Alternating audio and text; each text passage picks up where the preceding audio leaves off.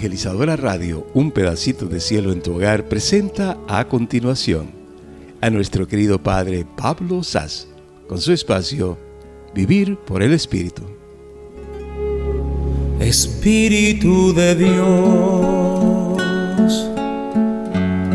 llena mi vida. Buenas tardes, hermanos y hermanas en Cristo Jesús. Comenzamos en el nombre del Padre, y del Hijo, y del Espíritu Santo. Amén. Te bendecimos, Señor Padre, Dios Todopoderoso, por este hermoso día, por tu amor, tu misericordia, por siempre estar con nosotros, apoyándonos en todas nuestras tareas. Te pedimos humildemente, Señor, ilumina nuestra mente, nuestro corazón, para que todo lo que hacemos para tu mayor gloria. A ti, honor y gloria por los siglos de los siglos. Amén. Entonces, hermanos, vamos a continuar nuestra reflexión sobre la Santa Eucaristía, porque es bien importante que no, cuando estamos atacados, que conocemos más nuestras raíces y de dónde venimos y por qué para nosotros es tan importante. La Santa Eucaristía, hermanos, es el corazón de la Iglesia. Sin Santa Eucaristía la Iglesia no existe. La Santa Eucaristía es el motor de evangelización. Siempre fue así. Por ejemplo, con la evangelización de los pueblos, Cyril y Methodius construyeron la liturgia eucarística utilizando pues el lenguaje de los hombres de países eslavos, cirílico, ¿no? Y entonces es bien importante. Y por eso, ¿no?, más educados estamos en este sentido, más sabemos también la importancia y vivir la Eucaristía, porque el programa se llama Vivir por el Espíritu. ¿Cómo podemos vivir por el Espíritu sin Santa Eucaristía, ¿no? Entonces, en la continuación, como ya ustedes saben, durante verano, durante el tiempo de agosto, todos los domingos vamos a leer el Evangelio según San Juan y capítulo 6, que es clave para nuestra consideración de la enseñanza de nuestro Señor Jesucristo sobre la Santa Eucaristía. Entonces, vamos a leer alguna parte del Evangelio según San Juan para ponernos. El Señor esté con ustedes y con tu espíritu. Lectura del Santo Evangelio según San Juan. Gloria a ti, Señor Jesús. En aquel tiempo Jesús dijo a los judíos: yo soy el pan vivo que he bajado del cielo. El que coma de este pan vivirá para siempre. Y el pan que yo les voy a dar es mi carne, para que el mundo tenga vida. Entonces los judíos se pusieron a discutir entre sí: ¿cómo puede darnos a comer su carne? Jesús les dijo: yo les aseguro, si no comen la carne del Hijo del Hombre y no beben su sangre, no podrán tener vida en ustedes. El que come mi carne y bebe mi sangre tiene vida eterna, y yo lo resucitaré en el último día. Mi carne es verdadera comida y mi sangre es verdadera bebida. El que come mi carne y bebe mi sangre permanece en mí y yo en él. Como el Padre que me ha enviado posee la vida y yo vivo por él, así también el que me come vivirá por mí. Este es el pan que he bajado del cielo, no es como el maná que comieron sus padres, pues murieron. El que come de este pan vivirá para siempre. Y entonces vamos el domingo siguiente, que dice: en aquel tiempo Jesús dijo a los judíos: mi carne es verdadera comida y mi sangre es verdadera bebida. Al oír sus palabras, muchos discípulos de Jesús dijeron: este modo de hablar es intolerable. ¿Quién puede admitir eso? Dándose cuenta Jesús de que sus discípulos murmuraban, les dijo: esto lo que escandaliza. ¿Qué sería si vieran al Hijo del Hombre subir a donde estaba antes? El Espíritu es quien da la vida, la carne para nada aprovecha. Las palabras que les ha dicho son espíritu y vida. Y a pesar de esto, algunos de ustedes no crean. En efecto, Jesús sabía desde el principio quiénes no creían y quién no lo habría de traicionar. Después añadió, por eso les he dicho que nadie puede venir a mí si el Padre no se lo concede. Desde entonces muchos de sus discípulos se echaron para atrás y ya no querían andar con él. Entonces Jesús les dijo a los 12, ¿también ustedes quieren dejarme? Simón Pedro le respondió, Señor, ¿a quién iremos? Tú tienes palabras de vida eterna y nosotros creemos y sabemos que tú eres el Santo de Dios. Palabra del Señor. Entonces, fíjense que esta discusión, esta tensión, no solamente con los fariseos y saduceos, pero esta tensión también sobre el pueblo y los discípulos, ¿no? ¿Cómo manejar toda esta información, ¿no?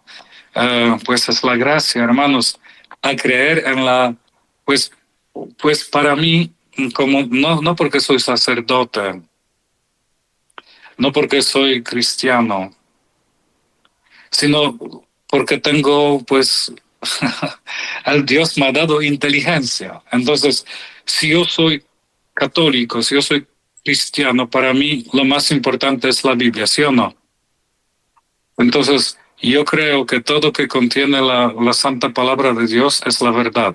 Y Jesucristo dijo, yo soy el camino, la verdad y la vida, ¿no? Entonces, en este sentido, pues si soy católico, si soy cristiano, y leo la palabra de Dios, entonces el Señor dice que pues el que no come mi carne y no bebe mi sangre no tiene la vida eterna. Este es mi pan, este es mi cuerpo, esta es mi sangre. Jesucristo habla de esto en cada evangelio, en institución de la Santa Eucaristía, en las celebraciones de los primeros cristianos, en la creencia, pues solamente escuchar la palabra del Señor. Y entonces, hermanos, un poco de clarificación, porque nosotros somos el pueblo que viene pues de Occidente, nosotros somos evangelizados por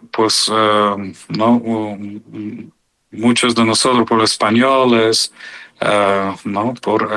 Cuando ya el evangelio pasó de Israel y de Oriente hasta Occidente, ¿no? Y la gente occidental siempre tuvo un problema, razonamiento, ¿no? Entonces, para la gente occidental, lo más importante es sentido de la palabra, ideología, ¿no? Entonces, de cada qué podemos hacer ideología, esto se ve tan claro, ¿no? Y entonces, para explicar a la gente, pues, de Occidente, los teólogos, especialmente los teólogos de Santo Tomás de Aquino, que quería explicar para nosotros la presencia real de Cristo en la hostia después de consagración, invitaron una palabra transubstanciación, ¿no? Transubstanciación, que el Señor se hace sustancialmente presente en pan y vino después de consagración. Pues para el pueblo de Oriente, pueblo de Oriente no necesita explicación. Para el pueblo de Oriente, la palabra basta. Si un maestro como Cristo, con autoridad, dice 3 veces que esto es mi cuerpo y esta es mi sangre, entonces significa la verdad de las verdades, ¿no? Porque Él ha dicho esto. Y nadie entra en discusiones porque Cristo mismo en la cena tomó el pan y dijo, esto es mi cuerpo, y tomó el cáliz de vino, esta es mi sangre. Con esto basta, suficiente, ¿no? Y como decía, como para mí, que estoy utilizando este proceso de pensar que la palabra del Señor es la palabra del Señor, ¿qué tengo que complicar? Que si Cristo mismo dice que esto es la verdad, ¿no? Pero bien, para el pueblo occidental, para los sabios y inteligentes y todos aquellos que necesitan las pruebas, San Tomás de Aquino utilizando la filosofía de Sócrates y Plotin, está utilizando especialmente de Sócrates, Aristóteles y más Aristóteles sobre todo, está utilizando la enseñanza de Aristóteles sobre materia, sobre substancia, sobre accidentes, etcétera, etcétera. Entonces, para explicar a la gente sabia y inteligente que Jesucristo ha hecho durante la última cena, durante la vigilia pascual que está celebrando con sus discípulos, tomó pan, lo bendijo, lo partió y le dijo: este es mi cuerpo, ¿no? Entonces el Señor, solamente santificando por su propia palabra, ya hizo del pan su cuerpo y de sangre y de vino su sangre. Entonces, San Tomás de Aquino explica, utilizando la filosofía de respecto a Aristóteles, que ya forma, substancia y accidentes. Entonces, la forma y substancia es el pan y vino. Y entonces, cuando se hace la oración sobre las ofrendas, cuando el sacerdote dice: de manera que se conviertan para nosotros en el cuerpo y sangre de nuestro Señor Jesucristo, y el sacerdote hace el signo de la cruz, entonces en este momento el Espíritu Santo está cambiando la substancia de pan y substancia de vino en substancia de cuerpo y substancia de sangre de Cristo, pero los accidentes se quedan, ¿no? Entonces, el pan, la substancia del pan se transforma en la substancia del cuerpo de Cristo, pero pan sigue pan exteriormente, ¿no? Que entonces estás comiendo y sientes pan y estás tomando sangre de Cristo y sientes que es vino, pero substancialmente está cambiado, ¿no? Entonces ya esta substancia de vino es substancia de sangre de Cristo y substancia del pan, substancia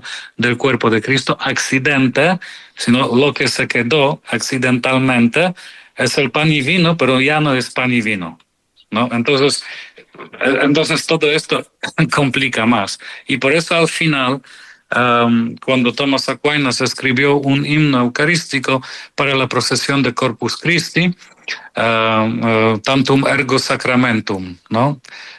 Y una palabra dice: lo que no podemos comprender con la razón, que comprendemos con la fe, porque al final todo regresa en la fe. Y entonces, pues alguien que tiene fe está viviendo la Santa Eucaristía diferente que alguien que no tiene fe. ¿Sí o no? Entonces, si yo estoy preparando, si yo no estoy viviendo mi cristianismo en continua educación en mi fe, en oración, adoración,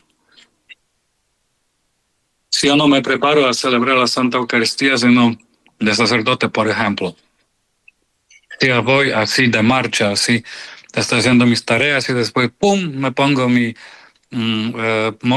alba y mi casulla y al altar, sin ninguna preparación. Entonces se ve que sin preparación la Santa Eucaristía pues todavía tiene un poder, claro, todo tiempo, ni siquiera si un sacerdote está en el pecado mortal, la Eucaristía todavía válida, ¿no? Entonces, pero destruye el espíritu de celebración, ¿no?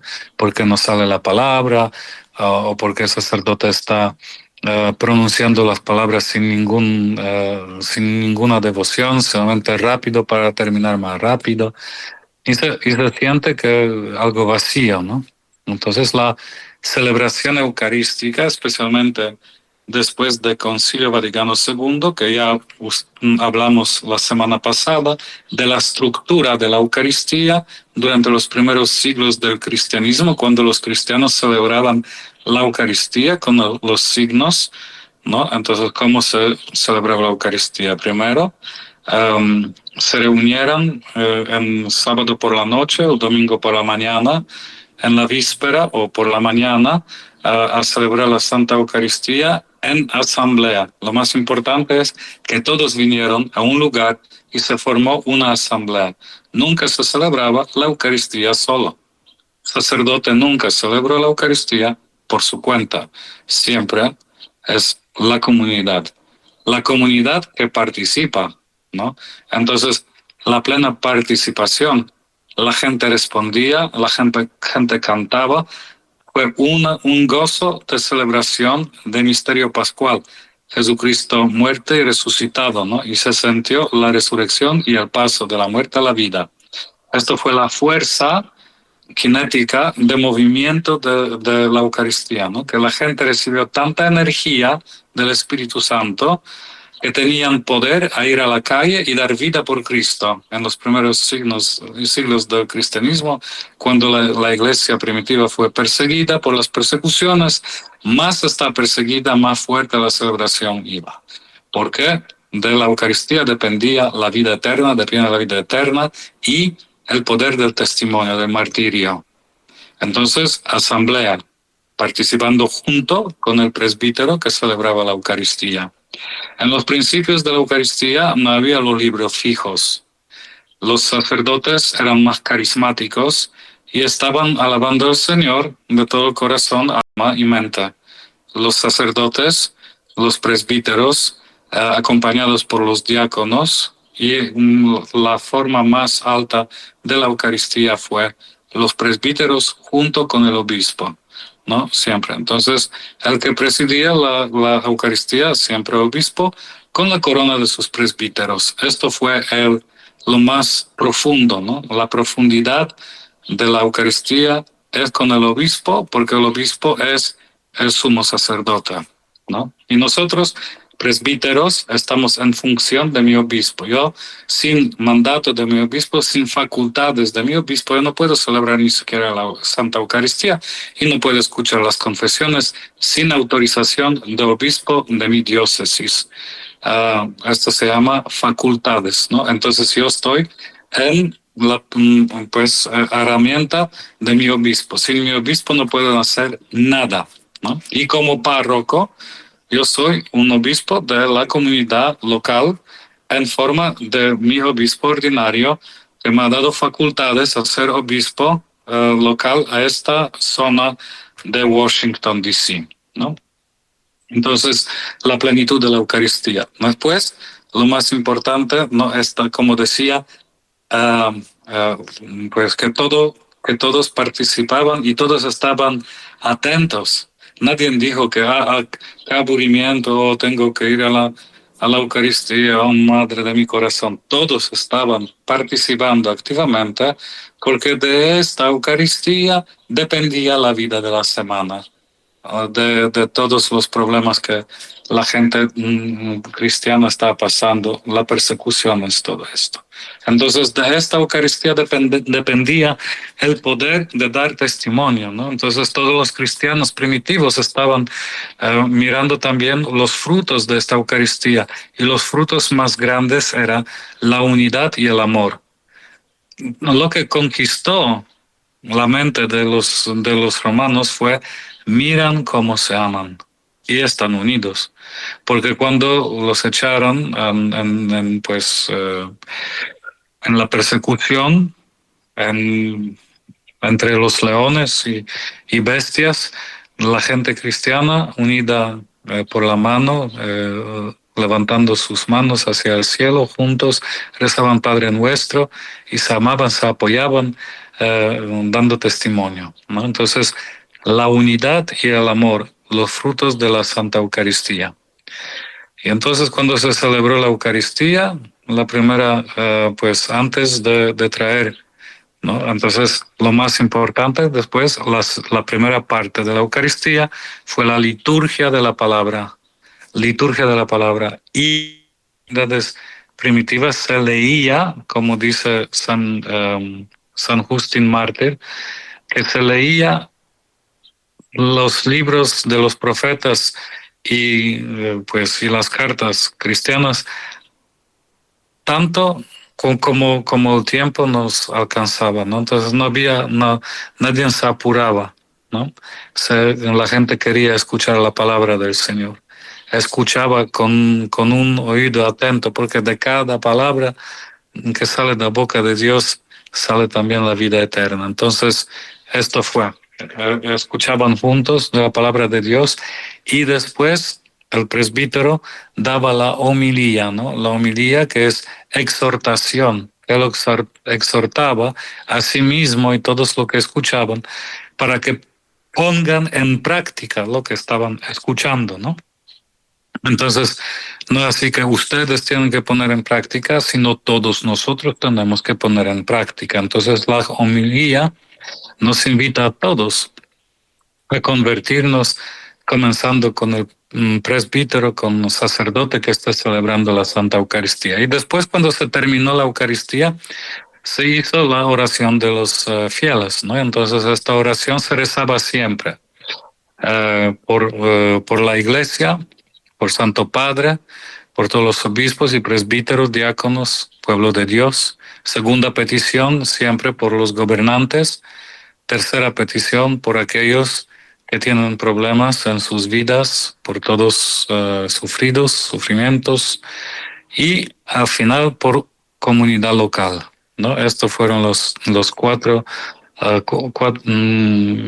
peticiones durante la Santa Eucaristía. Y después de oración de los fieles, antes de traer el pan y vino para la Eucaristía, la gente se reconciliaba con signo de la paz, ¿no? Daos fraternalmente un saludo de la paz, porque el Señor dijo claro en el Evangelio, si alguien tiene algo contra uno, que deja su ofrenda antes del altar y vaya primero, se reconcilia con su enemigo y después regresa y ofrece su ofrenda, ¿no? Entonces, el signo de la paz, que fue un beso de la paz, antes de ofrecer el pan y vino. Y se trajo pan y vino recién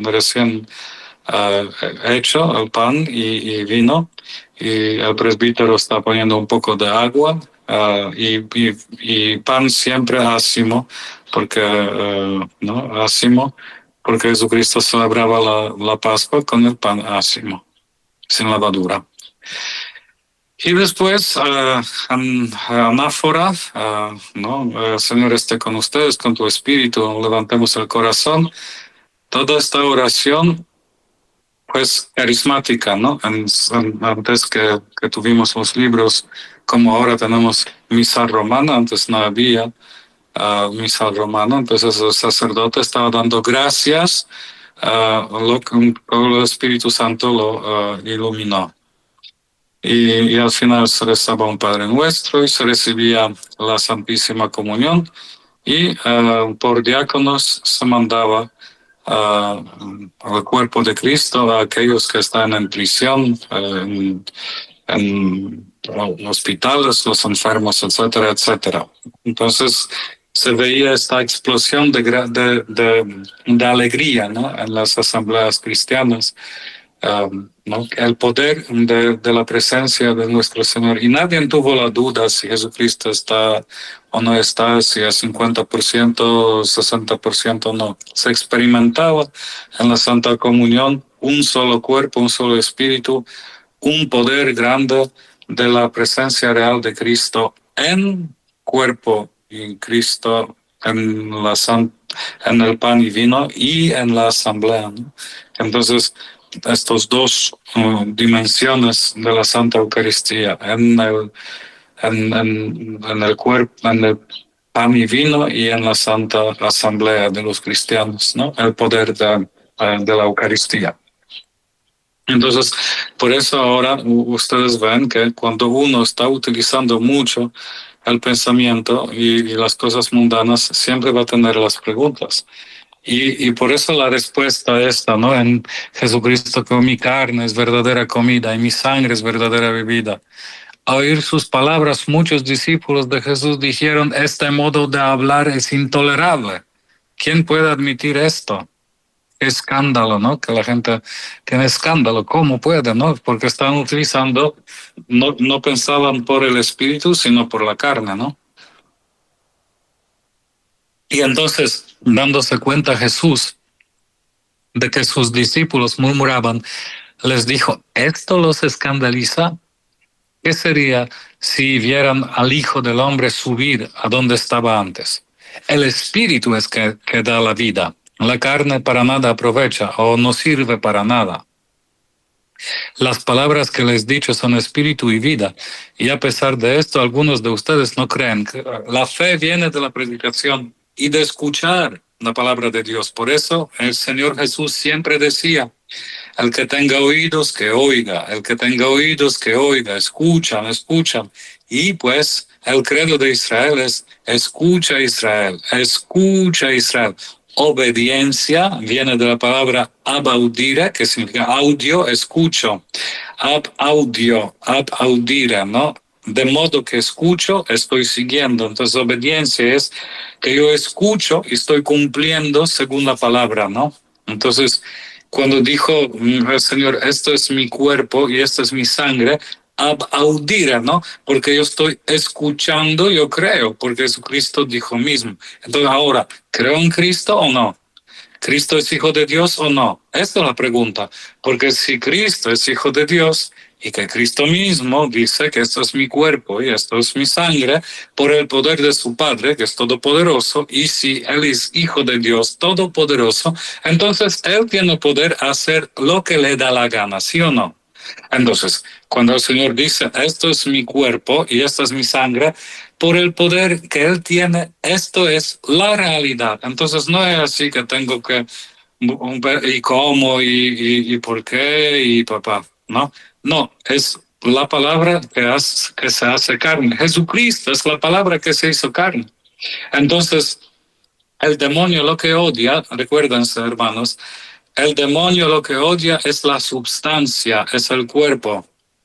Porque el demonio no tiene cuerpo y más, demonio odia al hombre porque, primero, Dios creó hombre en cuerpo y les dijo que tiene que servir al hombre. Y por eso, por esta causa, pues que él no quería servir al hombre, entonces lo echaron fuera del paraíso. Entonces él tiene el odio hasta el cuerpo humano y además, y por eso tenemos, si vamos por este sentido, por eso tenemos el ataque al cuerpo humano, ¿no? A mutilaciones, cambio de sexo, pues también las perversiones sexuales, pues aborto, eutanasia, todo es para destruir el cuerpo, porque el cuerpo es el templo del Espíritu Santo. Entonces ahora miran cómo el demonio se burla, por ejemplo, ¿no?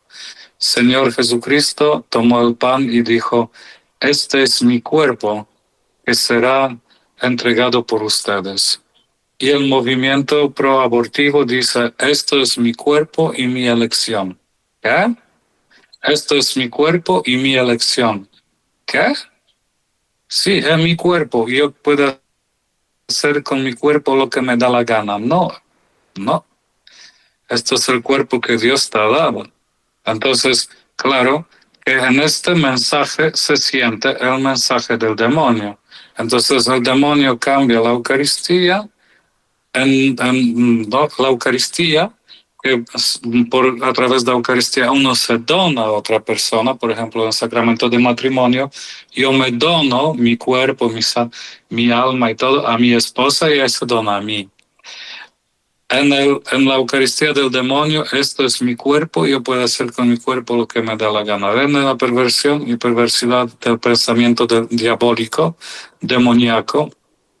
Y entonces, ahora se ve también a través de toda esta cultura que solamente sirve a sí misma, hedonística, todo para mí, mi cuerpo, la comida lo mejor para mí, sexo cuando quiero, lujuria y todo esto, es como el demonio destruye poco a poco la dignidad humana.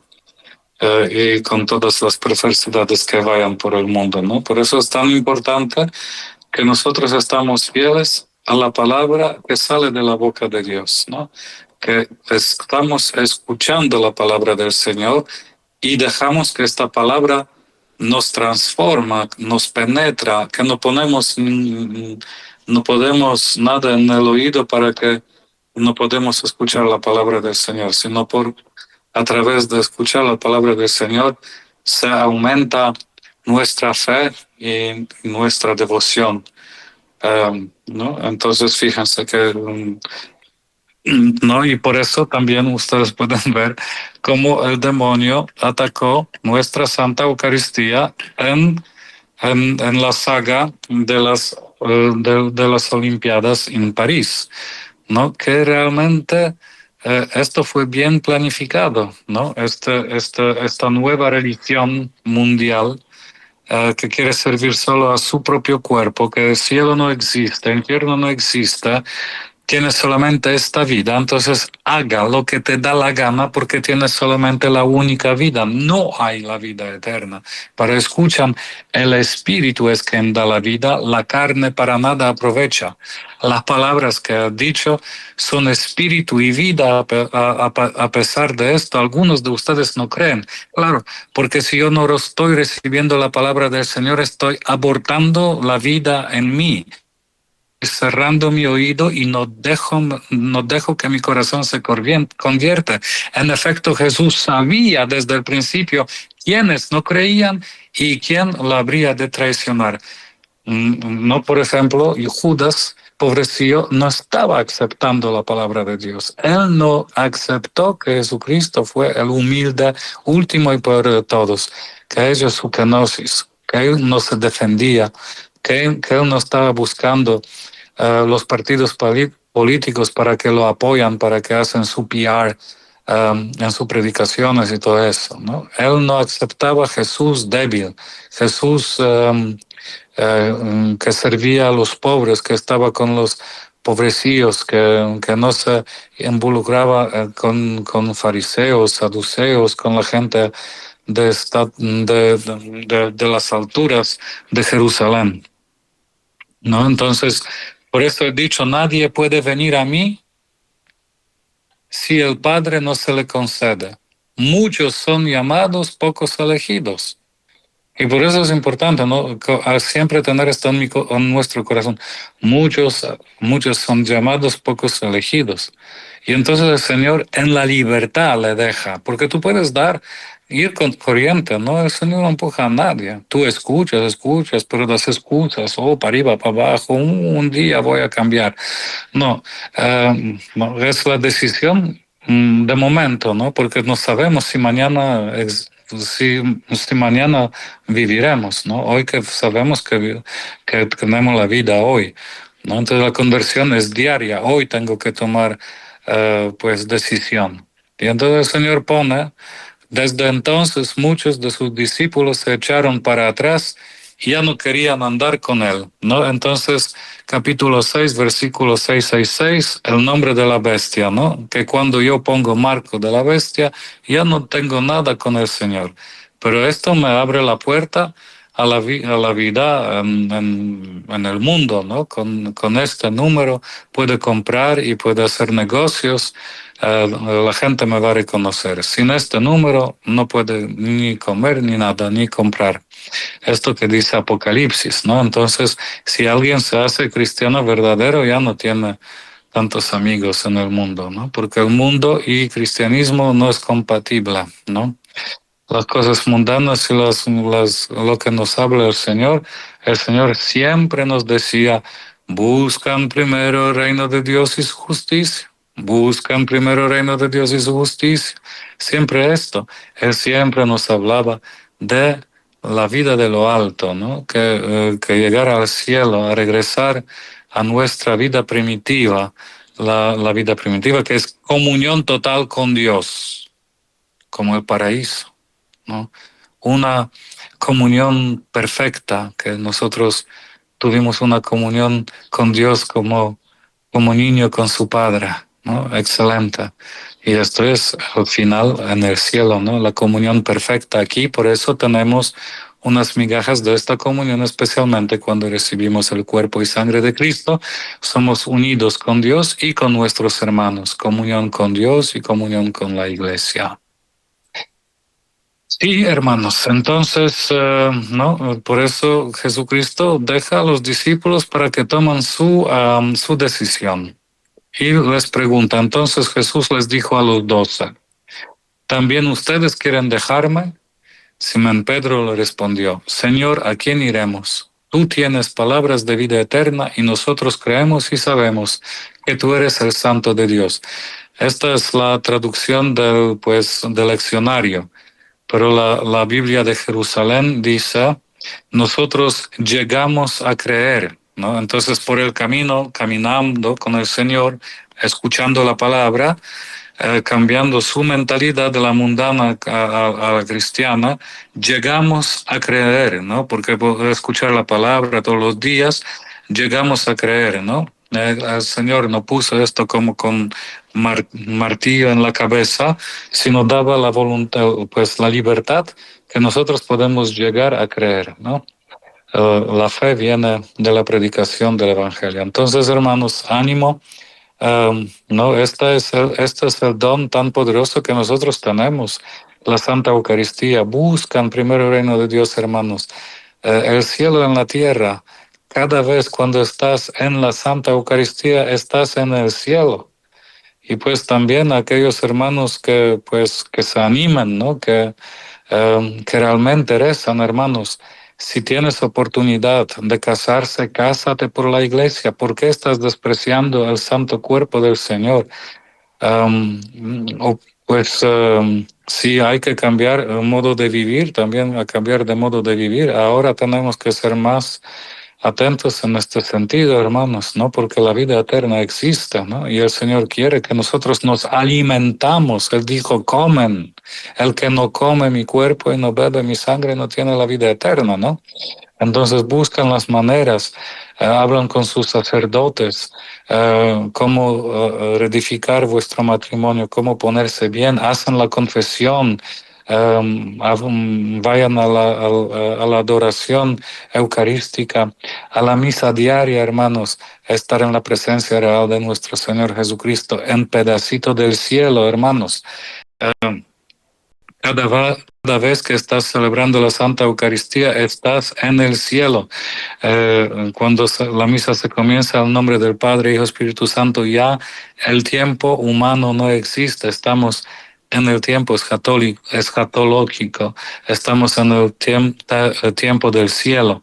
La tierra, purgatorio y cielo están unidos en un modo instante, ¿no? Que cielo, tierra y purgatorio estamos en el mismo modo de existir. Entonces esto es que la continuación de la defensa de la Santa Eucaristía, hermanos, ¿no? A apreciar este don, ¿no? A conocer más del poder de la Santa Eucaristía, de vivir más profundamente el sacramento de la Santa Eucaristía, educar a nuestros hijos en la importancia de la Santa Eucaristía, de preparación y todo, que es importante para que vivimos nuestra vida cristiana. Sin la Eucaristía es imposible vivir esta vida cristiana, ¿no? Es imposible, no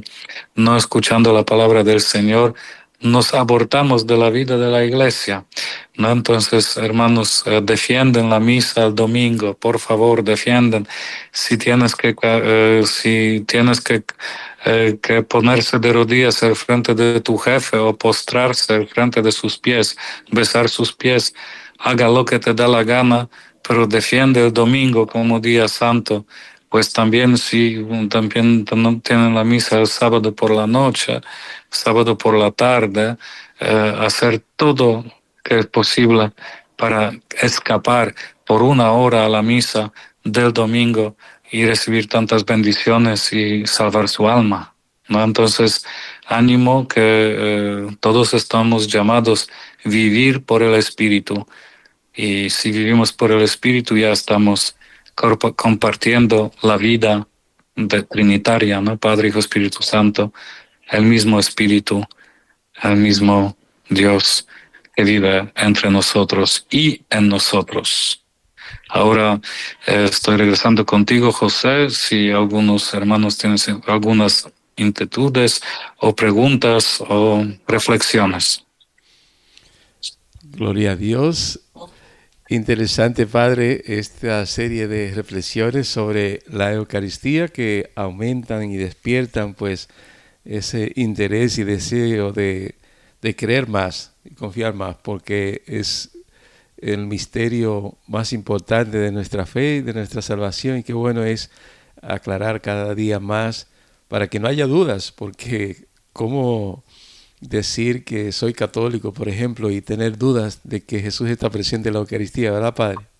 Exactamente, entonces, no, entonces si Jesucristo no está presente, ¿para qué ven?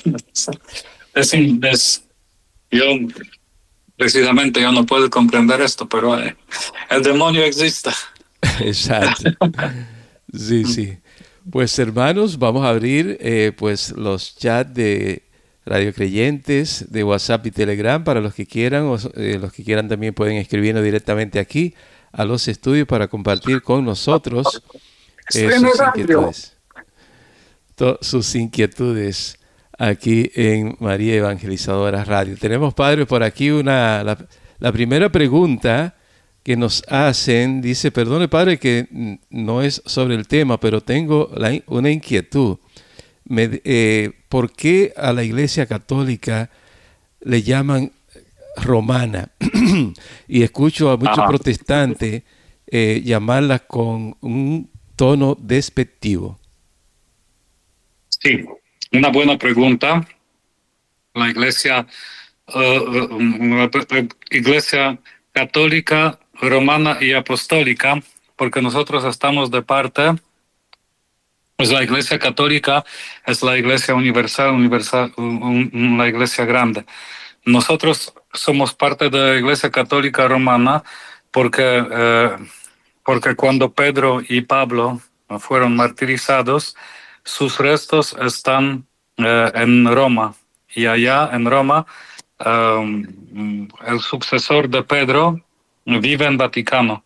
Entonces, todas las iglesias, las iglesias también de Oriente, como la iglesia de Siria, la iglesia de Grecia, la iglesia de Ucrania, la iglesia en Rusia, todas las iglesias que están en comunión con Santo Padre son las iglesias católicas de diferentes liturgias pero todas las iglesias están en comunión con Papa de Roma, ¿no? Nosotros somos la Iglesia Católica Romana porque somos en la Iglesia Católica de Roma, ¿no? Pero también tenemos los hermanos, la Iglesia Católica Ucraniana, la Iglesia Católica Griega, la Iglesia Católica Etiopiana, y que están con su propia cultura, con su propia liturgia, pero están en comunión con Santo Padre. La Iglesia Católica Romana es la iglesia que Jesucristo mismo la ha fundado, porque nosotros tenemos Santo Padre, que es sucesor del Pedro. Entonces es la iglesia fundada por Jesucristo. Y también los protestantes, si se fijan, son romanos. Siento mucho los hermanos protestantes, pero ustedes vienen de la Iglesia Católica Apostólica Romana, porque los hermanos de Oriente no hacen protestantismo. Ustedes, protestantes, hicieron secesión de la Iglesia Católica. Martín Lutero, sacerdote católico. Rey Henry VIII, rey católico. Zwingli, Calvin y los demás protestantes, los padres del protestantismo, salieron de la Iglesia Católica Apostólica Romana. Entonces, si uno está estudiando su historia, sabe de dónde viene. No se puede rechazar a su propia madre. Entonces, como nosotros decimos, puedes cambiar la camisa, pero no puedes cambiar la naturaleza. Una vez bautizado católico, para siempre te quedas. Exactamente, bendito sea el Señor. Y seguimos, pregunta la misma persona, dice, entonces no es una porque hay diferentes iglesias y la Iglesia Católica dicen que es una. Es una católica y apostólica. No, la otras pues partes es una iglesia en la creencia. En todas las iglesias que están en comunión con Santo Padre es una iglesia apostólica y pues cada iglesia, como decía, la iglesia de Ucrania, lo único que tienen es su liturgia. No es así que ellos tienen otras creencias. Exactamente nuestra creencia, solamente tienen diferente liturgia. Las liturgias antiguas. Nuestra liturgia romana es también una parte de la liturgia, pero la iglesia es una católica, apostólica. Católica que significa universal. Entonces todas estas iglesias satélites son las iglesias pues de la una iglesia católica. Exactamente. Es en el sentido de la unidad, de que tenemos al mismo Señor, una sola fe, un solo bautismo. En ese Amén. sentido, exacto. Tenemos también otra pregunta que nos dice, los católicos dicen que la iglesia es santa, pero cuando vemos tantos escándalos, ¿cómo podemos encajar eso? Pues la iglesia es santa, pero los miembros de la iglesia son pecadores. Entonces no se puede excluir, pues por eso tenemos un confesionario, cada uno de nosotros se convierte. Nosotros no somos puritanos, nosotros no somos de la iglesia calvinista, que dicen que una gente es preselecta para ser pecadores y una para ser santos, ¿no? Nosotros, si tú miras bien, el primer Santo Padre, San Pedro, negó a Cristo 3 veces. San Pablo estaba matando a los cristianos. Y podemos ir por todos los santos y vamos a encontrar que todos de estos santos tenían un pasado. Lo más importante es que todos los días tenemos un privilegio dado por Señor Jesucristo, que nos podemos convertir. Algunos nos convertimos, ¿no? Y conversión es diaria, no es así que yo me convierto en santo en un momento y nunca voy a pecar, siempre vamos a pecar. Cuando comenzamos la Santa Misa, todos decimos juntos: yo confieso ante Dios Todopoderoso y ante ustedes, hermanos, que he pecado mucho, no pequeño, con palabra, obra y omisión. Pues pecado es pecado, no solamente que ha hecho una mentirita chiquita. Mentira es mentira, no es algo chiquito o grande, ¿no? Entonces, ¿no? Entonces lo más importante es no que nosotros nos escandalizamos, como Jesucristo dice: ¿cómo tú puedes decir a tu hermano que no que tiene no que se convierte cuando tú tienes un árbol en tu propio ojo, ¿no? Saca el árbol de tu ojo y después puedes mirar esta chispa chiquita en el ojo de tu hermano, ¿no? Entonces, no, nosotros, por eso Jesucristo dice: rezan y velan para que no caen en tentación, ¿no? Y pues hay que rezar y expiar por los pecados también de otros hermanos que endurecieron su corazón.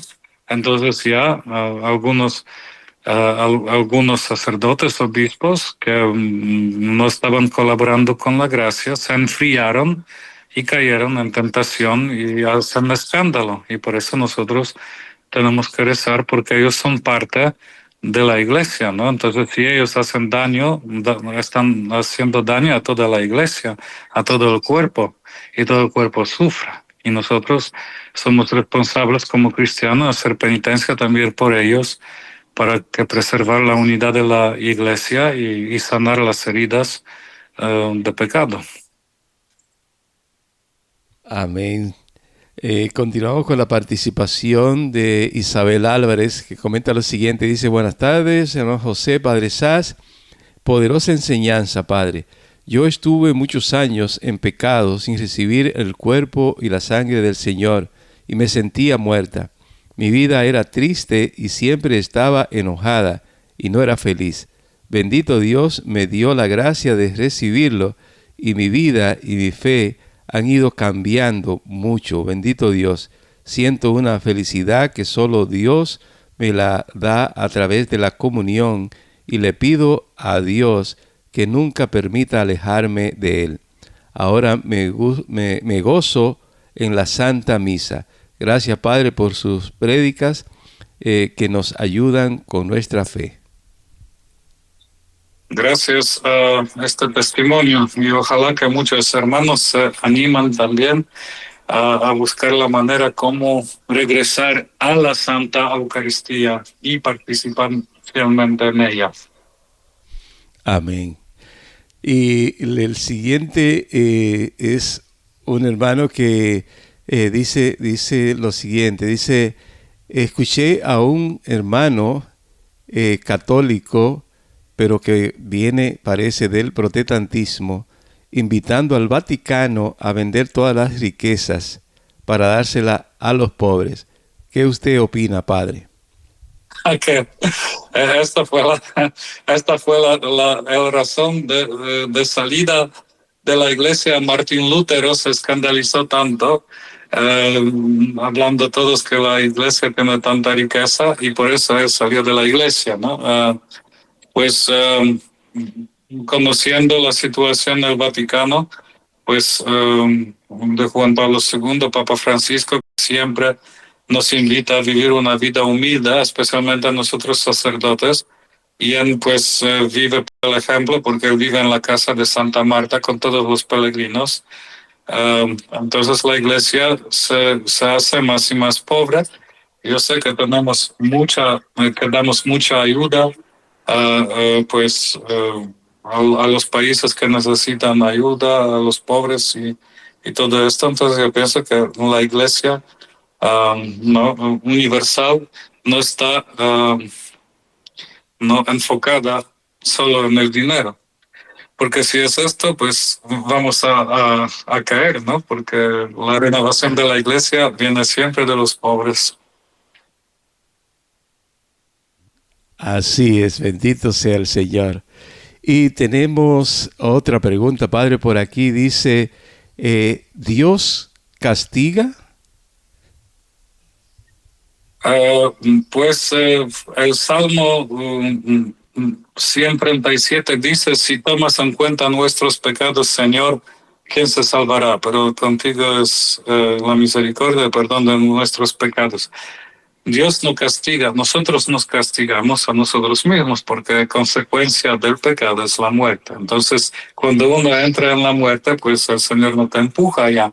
El Señor dice claro, yo pongo frente tuya la vida y la muerte. Elige la vida, ¿no? Y pues nosotros en la libertad podemos recibir lo que es bueno o podemos elegir lo que es malo.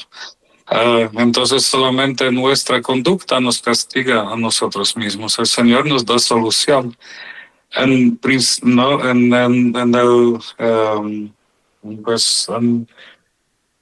la plenitud del tiempo, Dios mandó su único Hijo, nuestro Señor Jesucristo, que nos dio el camino de salir de nuestra situación. Entonces, el Señor no castiga. Amén, así es. Tenemos por aquí otra pregunta, padre. Dice, si voy a la misa del domingo a una iglesia que no es católica, ¿me es válida? No es válida para nosotros católicos, ¿no? Y además te pongas en la situación, pues, de perder la fe, porque estás escuchando las predicas que son en contra de nuestra enseñanza y nuestra fe, y así te pones a riesgo a perder tu fe verdadera. Exactamente.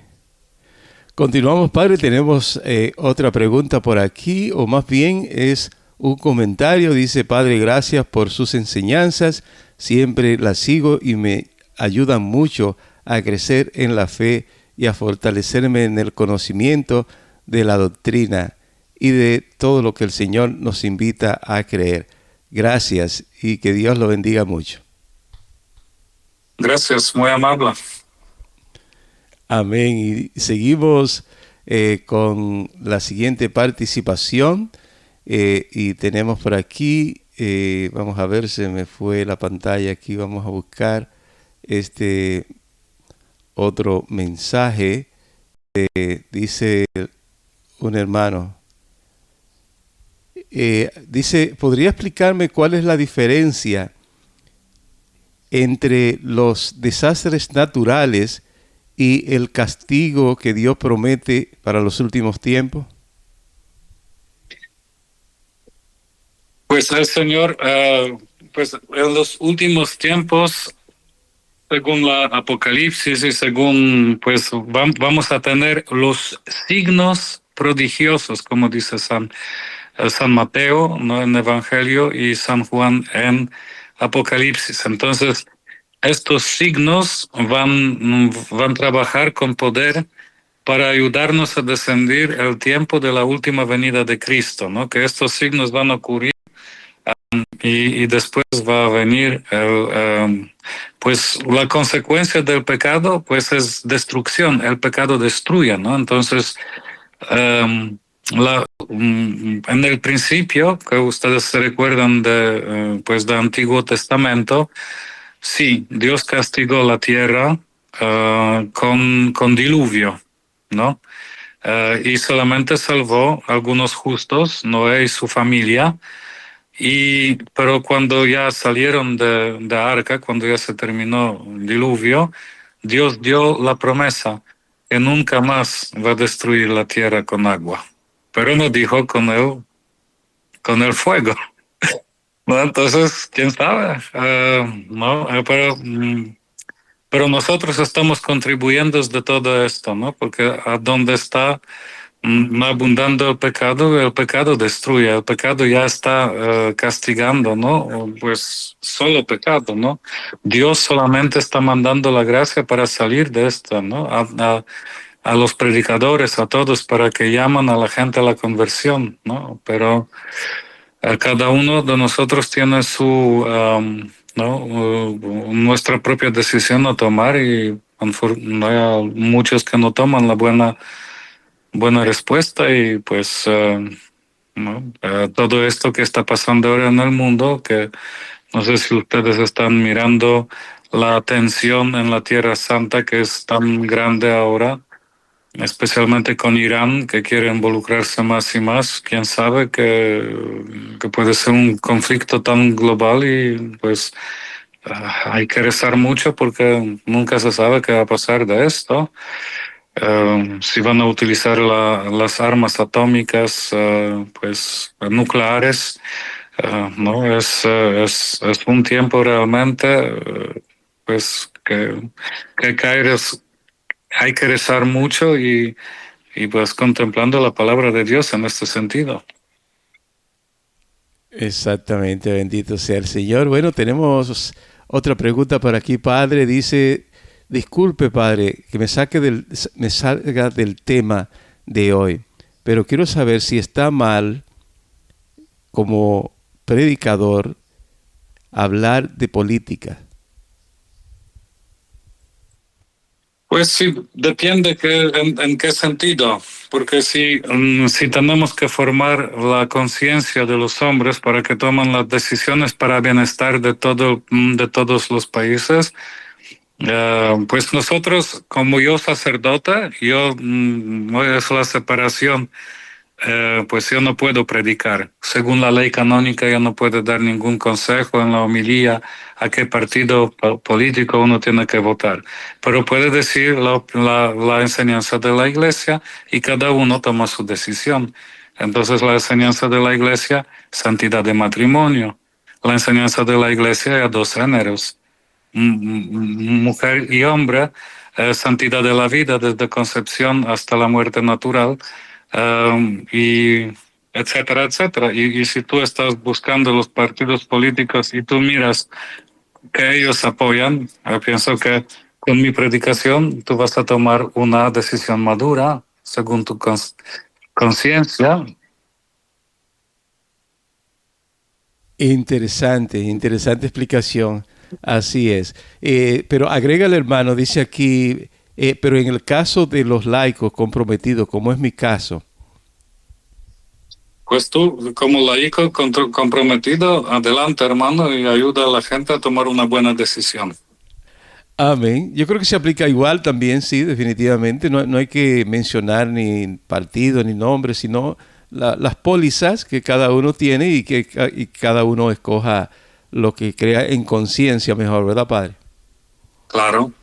Por eso es tan importante que uno toma, pues, propaganda cuando nos dan antes de las elecciones y que mira ¿Qué cómo esta proponen? persona Ajá. que propone y también la historia, porque se puede mirar la historia que ellos realmente que hablan y que hicieron, ¿no? Porque puedes ir y regresar 20 años y ver cómo esta persona consistentemente estaba votando por la vida, por el matrimonio, por la cultura y pues todo esto. Y uno puede ver que en 1999 esta persona votó así, en 2000 así, en 2004 así. Y así uno puede tomar una decisión madura. Exactamente, importante informarse, conocer bien para no hacer un voto irresponsable. Yo le llamo un voto irresponsable, padre, Claro, cuando vamos sin saber por quién vamos a votar y nos llevamos por lo que dice los medios de comunicación, que la mayoría son de propaganda, no son de formación y de información. exactamente, que nosotros tenemos que educarlos nosotros mismos, no ser víctimas de la propaganda. Exactamente. Bueno, padre, qué pena se nos acabó el tiempo, así que una última oración y su bendición para despedirnos hasta el próximo lunes. Dios Todopoderoso, te pedimos que mandas tu copiosa bendición sobre todos nosotros para que podamos vivir una vida santa en tu presencia y en este mundo, dando testimonio que Cristo ha resucitado, Cristo vive y Cristo ama. Y que Dios Todopoderoso los bendiga a todos, Padre, Hijo y el Espíritu Santo. Amén. Hasta el próximo lunes, si Dios quiere. Espíritu de Dios, llena mi vida, llena mi alma, llena mi ser. Espíritu de Dios, llena mi vida, llena mi alma, llena mi ser. Y lléname con tu